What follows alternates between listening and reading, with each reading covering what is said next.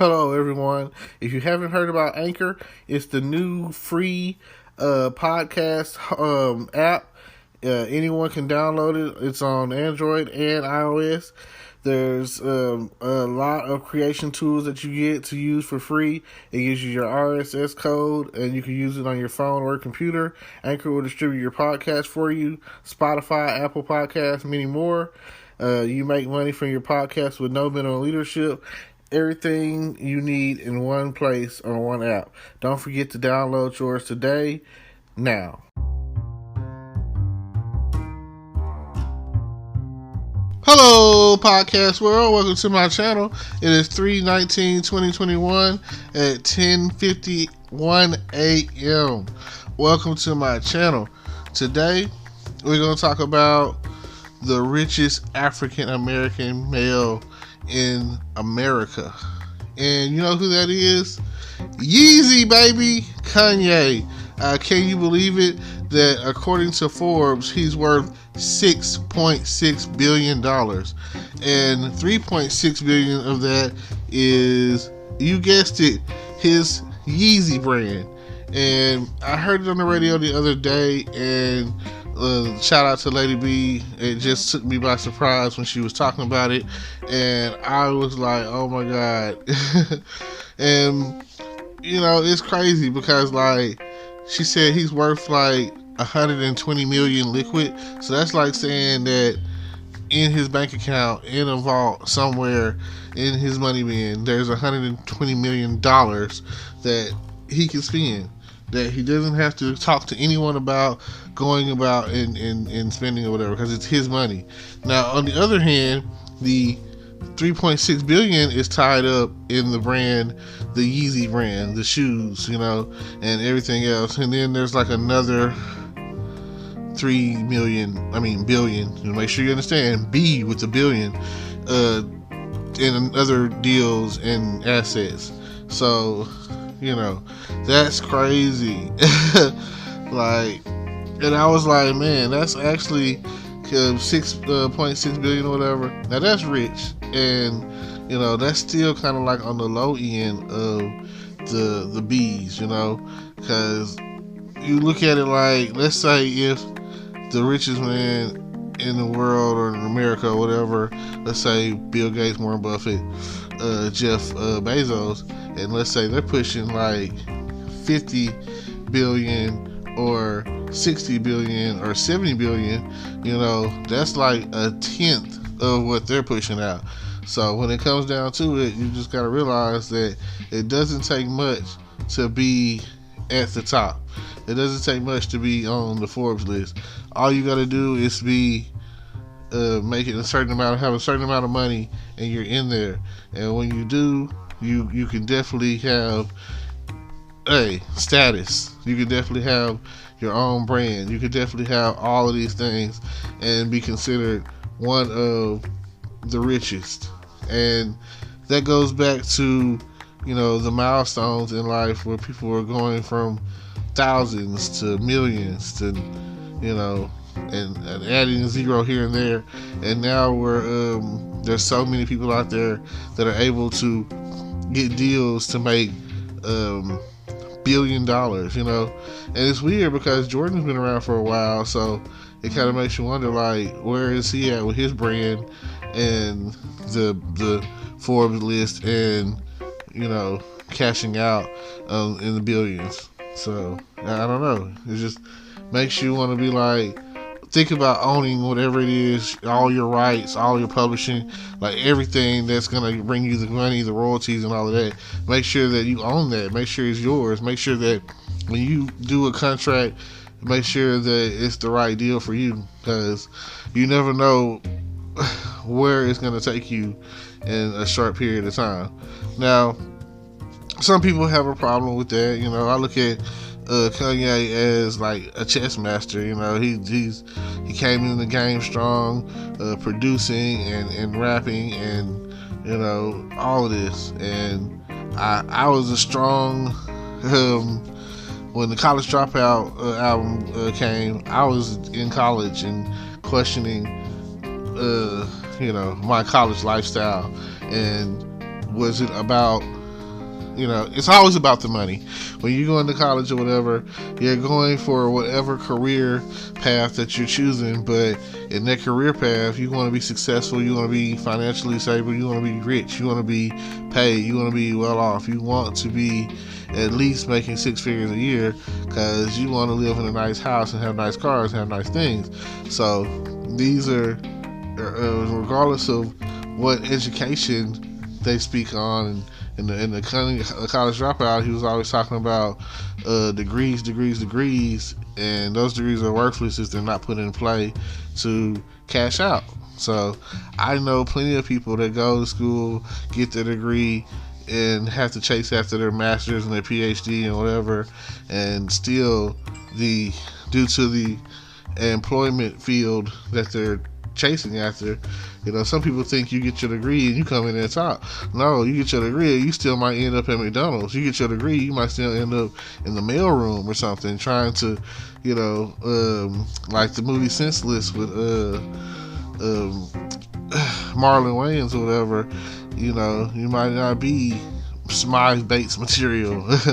You might have to work your way up to, instead of coming in as a junior analyst. So these are the things you got to consider. And just think of it like this: if you get to the point where your name is a brand, your name is strong enough, then yeah, they're gonna want you. Businesses will want you. Companies will want you. They're gonna want to do cologne, shoes, shirt. They want that. They want to be like, oh yeah, like me, Terrence Gurney the Great. You know what I'm saying? Like, you got to get out there. You got to put yourself out there. So every time you're thinking about what I'm gonna do, just keep pushing for the success that you feel that you're deserved. Hard work definitely pays off, because you can't say that Kanye hasn't been through some things. I mean, some people look at it and they'll slide in the Illuminati factor or the craziness he was doing at the award shows with the Taylor Swift and Beyonce statement. And then you also have the more recent scandal or whatever with him and Trump being a strong Trump supporter, so it's kind of like crazy, make America great again, where we're headed, you don't need roads. That's the way I feel about it. I feel like we headed to the sky, because use all the resources that you can get your hands on, because some of those resources are coming to an end. You never know what the future may hold. Look at us now. A year ago, in 2020, maybe even at the end of 2019, whatever officially, I just know for officially that the coronavirus popped off in March and everything started shutting down, and we're still feeling the effects. We're still feeling the mask wearing and the I can't breathe and the Black Lives Matter, and like everything, every chain reaction that there is, it's something that's happening or whatever. And no matter what happens after that turning point, that's the thing that is definitely going to get remembered and held on to. Because every time I've ever watched 28 Days Later or a contamination movie or anything that was like Resident Evil, the T-virus, that right there has always, I ain't gonna say haunted me, but I've held on to it, and it is one of, okay, I don't want to say top 5 or 3 or whatever, but it's like one of the main concerns of how we're all going to go. A lot of people say it's either going to be some sort of virus is going to wipe us out. It's going to come from the stars. It's going to be like a meteor or asteroid or whatever, going to hit the, like Armageddon, the movie, Bruce Willis, and meteor. Then some people say that you've seen the movie Core, the Earth itself is just going to, quit on us like a used up car, like there's mileage on it, eventually all the resources that we have, like You can look at it like Krypton or whatever with the Superman. Like, they knew they knew that the planet was coming to an end, so that's why they sent Superman Kal-El to the planet Earth or whatever. And the only reason that Superman has the powers that he has is because he's radiated by our yellow sun. So just imagine that you're the last survivor of Earth, and they send you off to some planet somewhere that's planet M status or whatever, or let's say we're planet M status or whatever. You send you off somewhere that's planet Z, and they have like a blue sun, and because of their blue sun, you're able to have powers like Superman. Just think about it. So at the end of the day, for me, I love Superman, but to be honest with you, it's his character that makes him a superhero, and it's the fact that, hey, at the end of the day, he's still an illegal alien, literally. So there's sometimes where the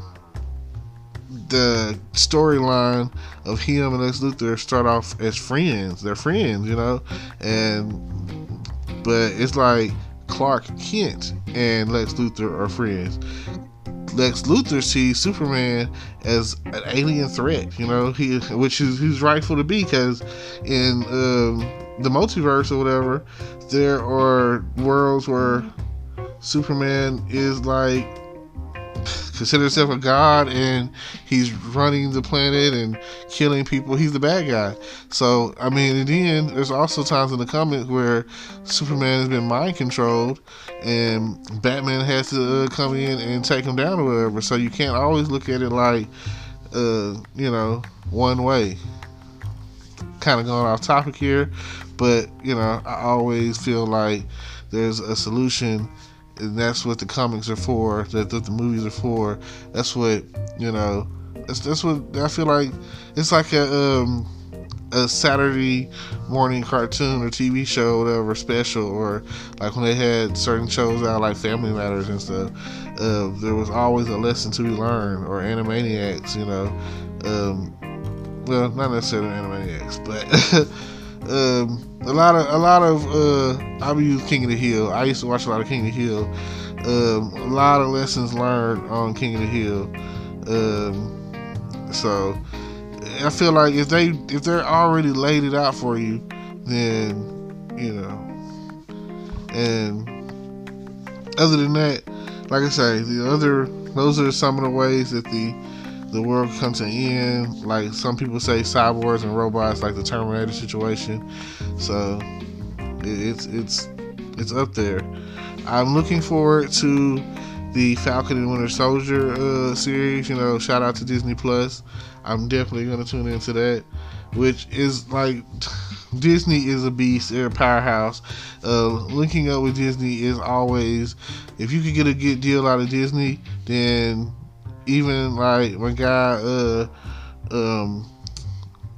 One Call Away, Marcus Weaver or whatever, The Lion King, Young Simba, his royalties, he's paid for life, and it was basically, I listened to his story, and thank God for his mother who helped him get the deal, which was originally just a straight out $2 million. And always think about the future, but thanks to his mom, she was like, no, we want royalties, we want publishing rights, we want every time that somebody play this song or sing it or whatever the case is, we want to get paid forever. And if you could get a deal to where you get paid forever, even if like you're making regular people money, you still rich, because you know that the check is always going to be coming. Because I watch Lion King all the time. I still watch Lion King. I might watch Lion King today. And due to that fact, you know that you're going to get paid. So, shoes. You got some nice shoes out there. The contracts will always be in play. Someone is going to always want some Jordans, some Yeezys, some Weezys, some Heezys, off the cheesy Yeezys, whatever. Someone's always going to want that. And it's like I tell people all the time, there are certain businesses or whatever, like hair is good business. If you do hair, ladies, hey, you're going to get paid. You're going to make your money back for the time that you put in it. Guys, if you're going to start cutting hair and barbershopping, you're gonna get paid. That's it's a road to the top, and if you're ready to travel that road that's not taken, then let me know. Alright, I just wanted to say that, hey, congratulations, Kanye. I'm not a hater. $6.6 billion. Hey, set up some records. Just kind of chill out on the Make America Great Again situation and come back to us, man. Some people say they stop messing with you. Keep producing, keep making hits, keep making people send, for everyone who's at the top, like they said, reach back. Each one, reach one, teach one, whatever the phrase is. So I'll see y'all at the top. Thank y'all for tuning in. This has been your boy Terrence Grundy the Great. Already. Peace. Hello, YouTube world. Welcome to my channel. Don't forget to like, comment, subscribe, and hit the notification bell so you can be notified when I drop hot content like this. And stay tuned for the next video.